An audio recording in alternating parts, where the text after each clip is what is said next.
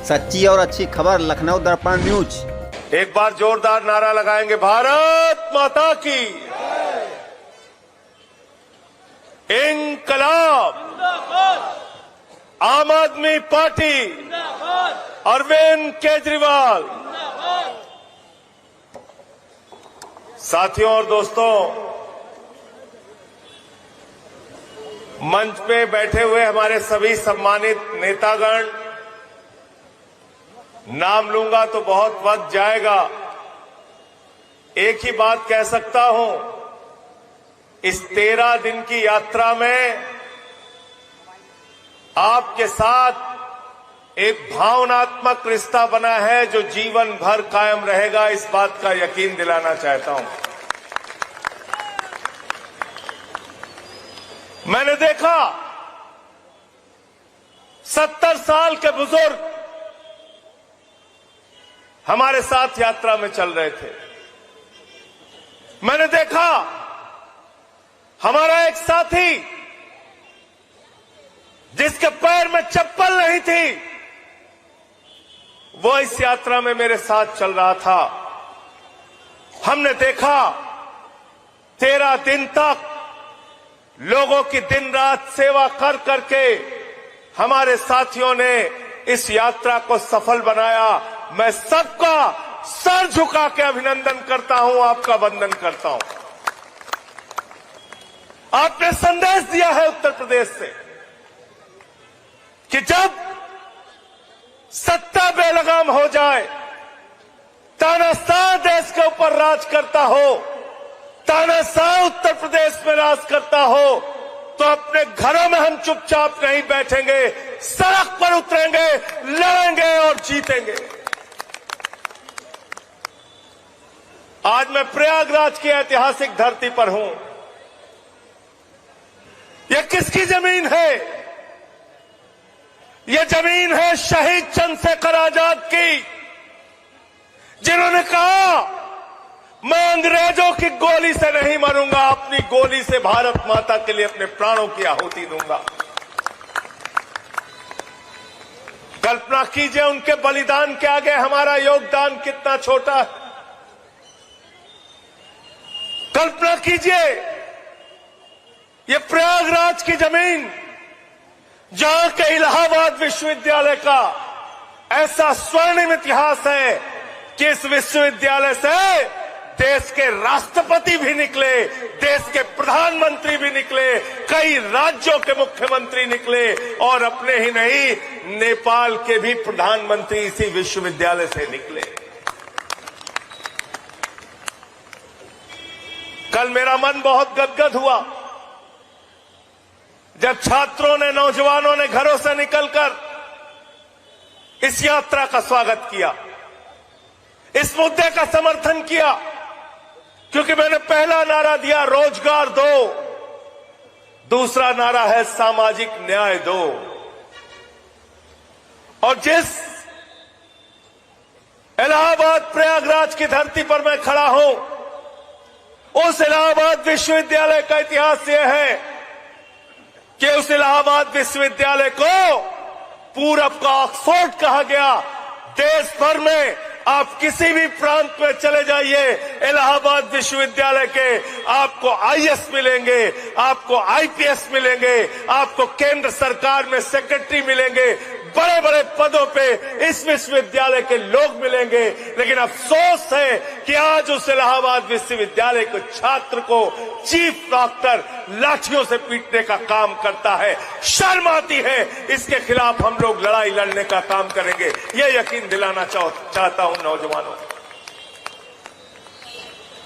और अपने इतिहास को याद कर लेना। हम लोग तो नारा लगाते थे, जिस ओर जवानी चलती है उस ओर जमाना, जिस ओर जवानी चलती है उस ओर जमाना। और क्या हो रहा है यहां पे? विश्वविद्यालय में 400% फीस बढ़ा दी गई। 400%। जरा कल्पना कीजिए, 400% फीस, हर चीज की फीस बढ़ा दी गई। छात्र संघ की बात कीजिए, तो कहते हैं छात्र संघ बहाल करेंगे तो गुंडागर्दी बढ़ जाएगी, छात्र संघ बहाल करेंगे तो अराजकता फैल जाएगी। मैं इलाहाबाद विश्वविद्यालय के प्रशासन से कहना चाहता हूं, मैं केंद्र सरकार में मोदी जी से कहना चाहता हूं, शिक्षा मंत्री से कहना चाहता हूं, अरे इसी इलाहाबाद विश्वविद्यालय के छात्र संघ के अध्यक्ष मुख्यमंत्री बने, मंत्री बने, प्रधानमंत्री बने, छात्र नेता निकल के देश के बड़े बड़े पदों पर रहे, पता कर लेना, पता कर लेना। इसी इलाहाबाद विश्वविद्यालय में जब तक छात्र संघ था, इलाहाबाद विश्वविद्यालय की रैंकिंग 68 थी। आज मुझे पता चला कि 200 में भी इलाहाबाद का नाम नहीं है। 200 में भी, 200 विश्वविद्यालयों में भी इलाहाबाद विश्वविद्यालय का नाम नहीं है। आज नौजवानों को डराया जाता है, मुकदमा लिख देंगे, जेल में डाल देंगे, ये कर देंगे, वो कर देंगे, कैरियर बर्बाद हो जाएगा। मैं नौजवानों से अपील करता हूं, इनके मुकदमों और लाठियों से डरने की जरूरत नहीं है। मिलकर आपके साथ कंधे से कंधा मिला के लड़ाई लड़ने का काम करेंगे। एफआईआर लिखते हैं, एनएसए लगाते हैं, धाराएं लगाते हैं। बेरोजगारी के खिलाफ आप बोल नहीं सकते, पेपर लीक के खिलाफ आप बोल नहीं सकते। उत्तर प्रदेश में एक पेपर लीक की सरकार चल रही है। सिपाही की भर्ती हो, पेपर लीक हो जाता है, दरोगा की भर्ती हो, पेपर लीक हो जाता है, शिक्षक की भर्ती हो, पेपर लीक हो जाता है, एसएससी की भर्ती हो, एग्जाम हो, पेपर लीक हो जाता है, हाई स्कूल इंटर का पेपर लीक हो जाता है, पीसीएस जे का पेपर लीक हो जाता है। एक पेपर लीक सरकार चल रही है। मैं पूछना चाहता हूं, ये पेपर लीक क्यों हो रहा है? पेपर लीक इसलिए हो रहा है कि सरकार और सत्ता में बैठे हुए लोग कमीशन खाते हैं, रिश्वत खाते हैं, नौकरियां देने के नाम पर नौजवानों को लूटने का काम करते हैं। ये पेपर लीक बंद होना चाहिए। इसके खिलाफ भी हम लोगों को मिलकर लड़ाई लड़ने का काम करना है। जिंदाबाद जिंदाबाद भैया जिंदाबाद जिंदाबाद जिंदाबाद। आप कल्पना कीजिए, एक नौजवान को उसके मां बाप कितनी उम्मीदों से इलाहाबाद विश्वविद्यालय में पढ़ने के लिए भेजते हैं, पेट काट के पढ़ाते हैं, कोचिंग दिलाते हैं, आईएएस पीसीएस की, मेडिकल की कोचिंग दिलाते हैं। हमारा लड़का सेलेक्ट हो जाएगा तो हमारा कैरियर बन जाएगा, हमारे बेटे का कैरियर बन जाएगा, परिवार को संभालेगा। इस इलाहाबाद के अंदर आज की तारीख में नौजवान आत्महत्या कर रहा है बेरोजगारी के कारण। बेरोजगारी एक बहुत बड़ी समस्या है। 2018 से उत्तर प्रदेश में मेरे भाइयों कोई शिक्षक की भर्ती नहीं निकली, चाहे बीटीसी का हो, चाहे बीएड का हो, कोई भर्ती उत्तर प्रदेश में नहीं हो रही है। स्कूल बंद किए जा रहे हैं सरकारी। उसके खिलाफ कौन लड़ा? जब योगी बाबा ने उत्तर प्रदेश के सरकारी स्कूलों को बंद करने का फैसला किया तो उसके खिलाफ लड़ने का काम आम आदमी पार्टी के कार्यकर्ताओं ने किया। और जो हजारों स्कूल बंद किए जा रहे थे, उन हजारों स्कूलों को बंद करने के खिलाफ हम लोगों ने जाके उसी प्राइमरी स्कूल पे धरना दिया जो स्कूल बंद किए जा रहे थे। बाबा को मजबूर होना पड़ा और स्कूल बंद करने का फैसला वापस हुआ। लेकिन आज भी बहुत सारे स्कूल बंद हो रहे हैं। उसकी लड़ाई कौन लड़ेगा? हम लड़ाई लड़ेंगे उसकी। संजय भैया जिंदाबाद जिंदाबाद जिंदाबाद। हमको लड़ाई लड़नी होगी। और आज मैं इस प्रयागराज की धरती पे नौजवानों से कहना चाहता हूं, लड़ाई 2-4 दिन की मत बनाओ, लड़ाई लंबी बनाओ। अरे तुम्हारा तो इतिहास यह है कि 75 में जब आपातकाल लगा तो लोकनायक जयप्रकाश नारायण के नेतृत्व में तुमने देश की हुकूमत को उखाड़ कर फेंक दिया। यह है नौजवानों का इतिहास। छात्र एकता जिंदाबाद, जिंदाबाद जिंदाबाद।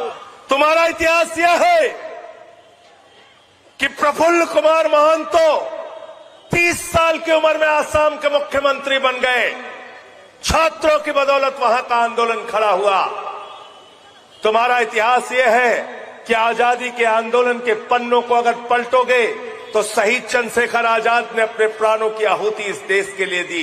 शहीद रोशन सिंह ने अपने प्राणों की आहुति दी। शहीद अशफाक उल्लाह ने अपने प्राणों की आहुति दी। शहीद राम प्रसाद बिस्मिल ने अपने प्राणों की आहुति दी। और 16 साल के खुदीराम बोस ने जब फांसी के फंदे को चूमा तब ये मुल्क आजाद हुआ है। नौजवानों की कुर्बानी की बदौलत ये मुल्क आजाद हुआ। शहीद आजम भगत सिंह की कुर्बानी की बदौलत ये मुल्क आजाद हुआ। आज तुम उन नौजवानों को डराते हो मुकदमों से डराते हो। कहते हो मोदी जी आ गए हैं, डरिए। योगी जी आ गए हैं, डरिए। अरे डरने से काम नहीं चलेगा, लड़ना पड़ेगा। जीना है तो मरना सीखो, कदम कदम पे लड़ना सीखो। लड़ना पड़ेगा आपको अपने अधिकारों के लिए, लड़ना पड़ेगा आपको रोजगार के लिए। आपको क्या मिल रहा है और अडानी को क्या मिल रहा है, कभी जरा सोचो।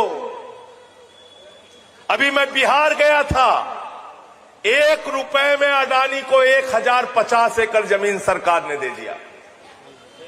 कितने में? 1 रुपए में कितनी जमीन दिया?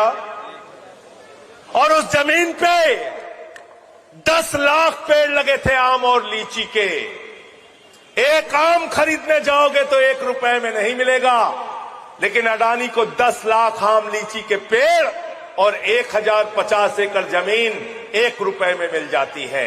इसके खिलाफ आपको आवाज उठानी पड़ेगी। नौजवानों, तुम्हारे हिस्से में क्या आ रहा है? तुमको कहते हैं अग्निवीर बन जाओ, 17 साल में सेना ज्वाइन करो, 21 साल में रिटायर हो जाओ।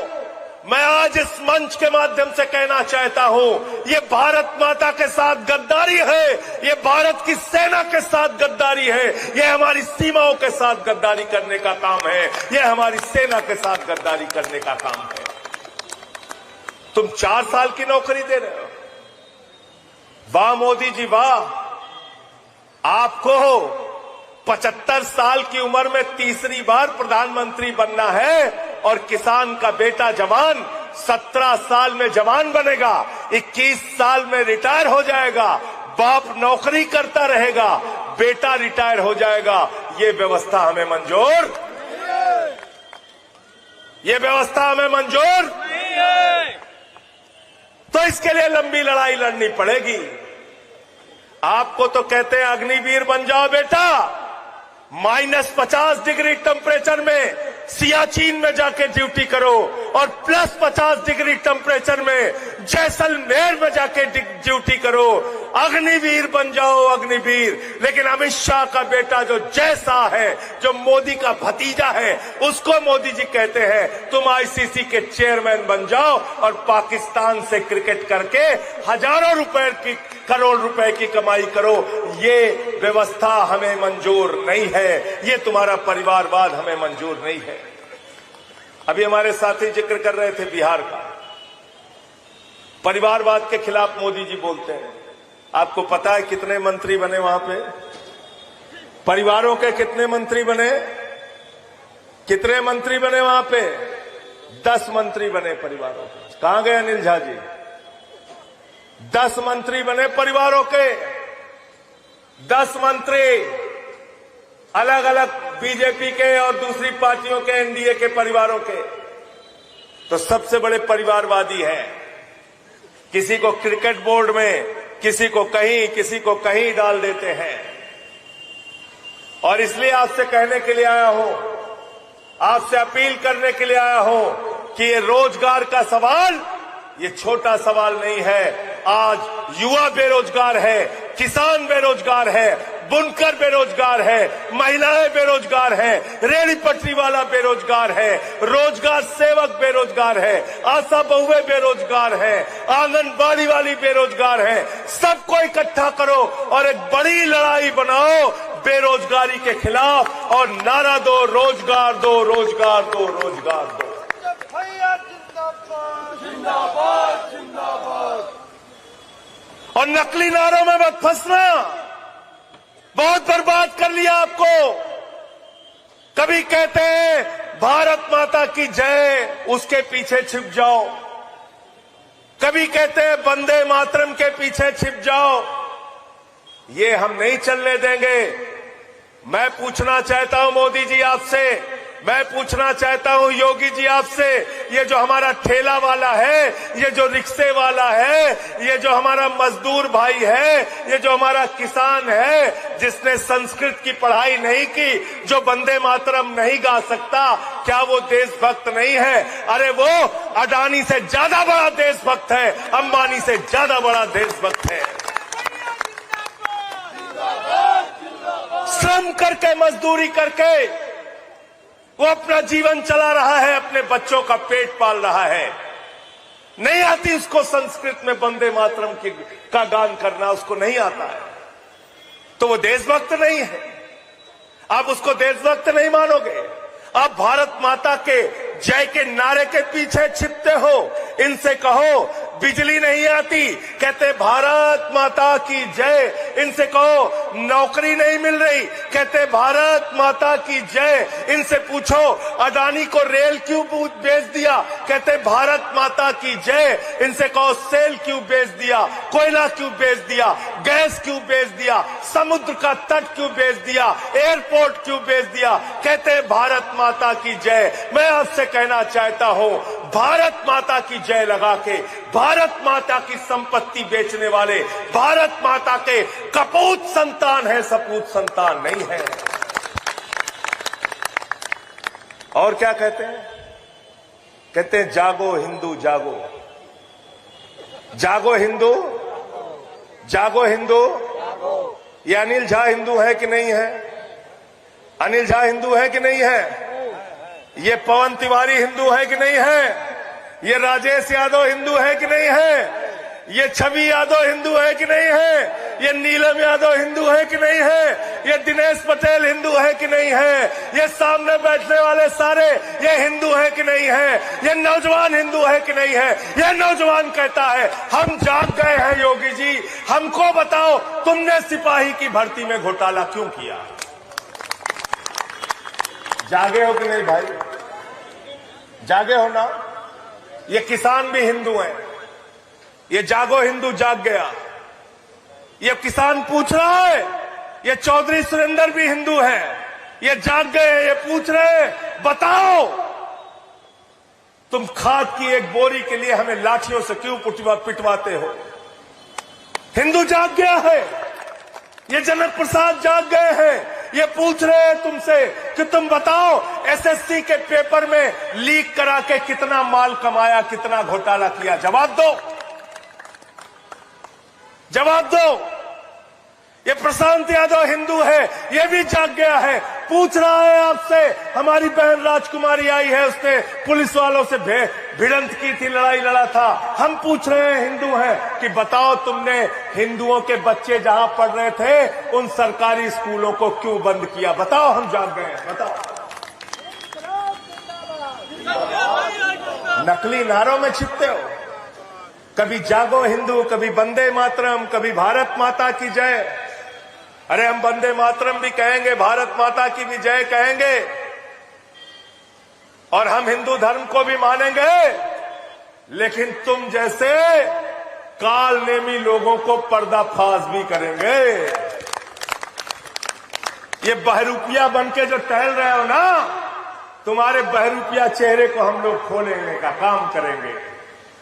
कौन चला रहा है हिंदुस्तान को इस वक्त? सिर्फ 4 लोग।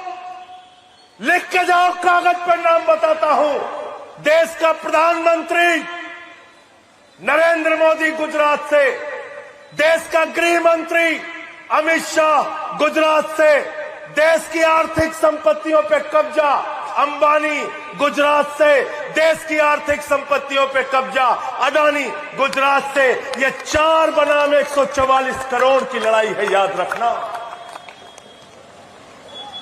उसी गुजरात में तो गांधी हुए, उसी गुजरात में सरदार वल्लभ भाई पटेल हुए, उनको हम नमन करते हैं। लेकिन ये गुजरात के 4 लोग ये देश की आर्थिक सत्ता और देश की राजनीतिक सत्ता पे कब्जा किए हुए हैं, ये हमें मंजूर नहीं है। देश बेच के खाए मलाई, देश को लूटने का काम कर रहे हैं। यहां पे एक बिजली मंत्री है, क्या नाम है उनका, एके शर्मा। गर्मी में सब परेशान थे, पहुंच गए, पसीना आ रहा था लोगों को, कहने लगे मंत्री जी, मंत्री जी, मंत्री जी, लाइट नहीं आ रही है, बच्चे रात में सो नहीं पाते। बोले जय श्री राम। भगवान श्री राम ने आपको कहा है कि तुम नाकारे बनो, तुम अपनी प्रजा की सेवा ना करो। भगवान श्री राम ने आपसे कहा है कि बिजली मंत्री के तौर पे तुम बिजली ना दो, फिर हमारा नारा लगा के लोगों को मूर्ख बनाओ। ये झूठे लोग हैं, याद रखना। इसीलिए मैंने इनकी पार्टी का नाम रखा है भारतीय झूठा पार्टी। और एक हमारे प्रधानमंत्री हैं, उनका तो विश्व रिकॉर्ड है झूठ बोलने। जापान जाएंगे, कहेंगे जापान से हमारा पुराना रिश्ता है। चीन जाएंगे, कहेंगे हमारा चीन से पुराना रिश्ता है। बिहार गए, कहने लगे यदुवंश से हमारा पुराना रिश्ता है। बलिया गए, कहने लगे बलिया से हमारा पुराना रिश्ता है। पंजाब गए, कहे हमारा सिखों से पुराना रिश्ता है। ईसाइयों के बीच बोले ईसाइयों से हमारा पुराना रिश्ता है। मुसलमानों के बीच में बोले बोरा कम्युनिटी से हमारा पुराना रिश्ता। सबसे तुम्हारा पुराना रिश्ता है और सबकी जेब काट रहे हो, सबकी जेब काटने का काम कर रहे हो। आज किस प्रकार से सामाजिक भेदभाव फैलाया जा रहा है उत्तर प्रदेश में। एक 70 साल के पासी समाज के बुजुर्ग को पेशाब चटवाई गई, एक कथावाचक का सिर मुड़वा दिया गया, पेशाब पिलाई गई। एक दलित को सोनभद्र में उसके सर पे पेशाब कर दिया गया। एक सीआरपीएफ के जवान को घोड़ी पे नहीं चलने दिया गया। एक हरिओम वाल्मीकि को मॉब लिंचिंग करके हत्या कर दी गई।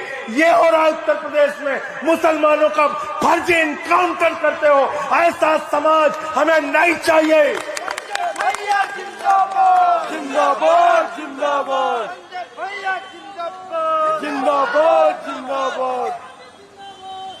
उनके घरों पे बुलडोजर चलाते हो, उनके मकानों पे बुलडोजर चलाते हो, दुकानों पे बुलडोजर चलाते हो। इसीलिए हम सरयू से निकले और संगम में आए। हमने ये संदेश दिया पूरे देश को, पूरे उत्तर प्रदेश को, कि जब गंगा, यमुना, सरस्वती, पवित्र नदियां मिलकर आपस में रह सकती हैं, तो इस देश का हिंदू, मुसलमान, सिख, ईसाई, अगड़ा, पिछड़ा, दलित, सवर्ण एक साथ मिलकर क्यों नहीं रह सकता।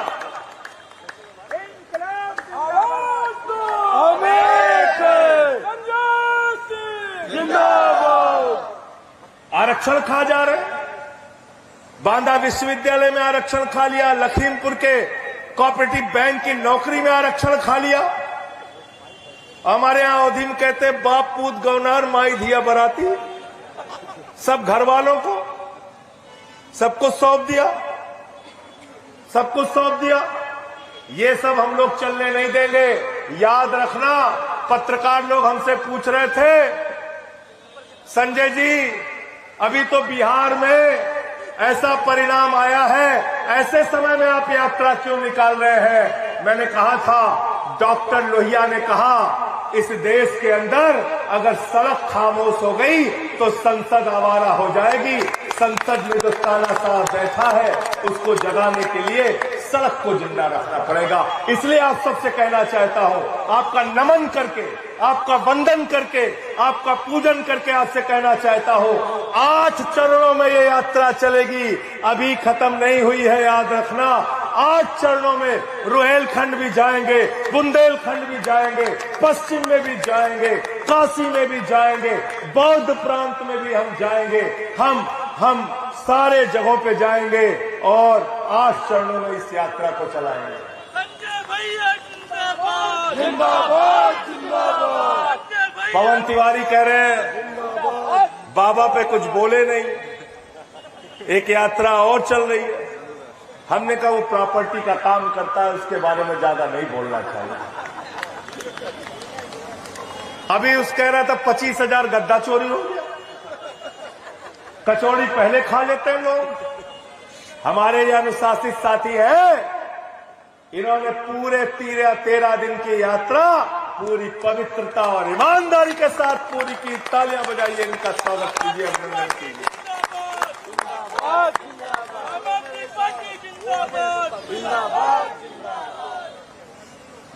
कह रहे हिंदू राष्ट्र बनाना है।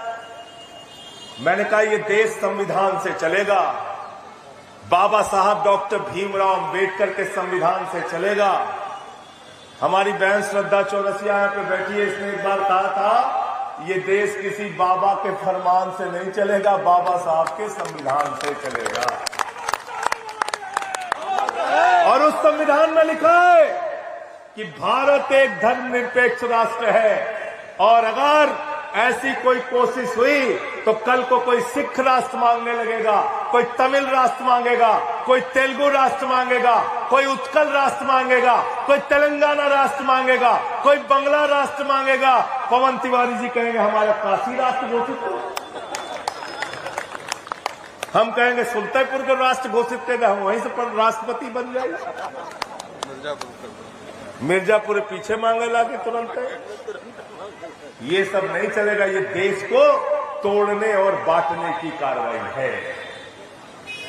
इसलिए सारे मजदूर, किसान, नौजवान, हम सब लोग एकजुट होकर एक साथ मिलकर बेरोजगारी के खिलाफ भी लड़ेंगे और सामाजिक भेदभाव के खिलाफ भी लड़ने का काम करेंगे। जिंदाबाद जिंदाबाद। बाकी यात्राओं में साथ चलोगे कि नहीं चलोगे, बताओ? चलोगे कि नहीं चलोगे? तैयार हो ना? मैं अंत में इन्हीं लाइनों के साथ कि अमन बिक रहा है, चमन बिक रहा है, गरीबों के तन का कफन बिक रहा है, बाजारों में बहनों का तन बिक रहा है। यारों बुरा न मानो तो कह दूं, इन बेईमानों के हाथों वतन बिक रहा है, इन बेईमानों के हाथों वतन बिक रहा है।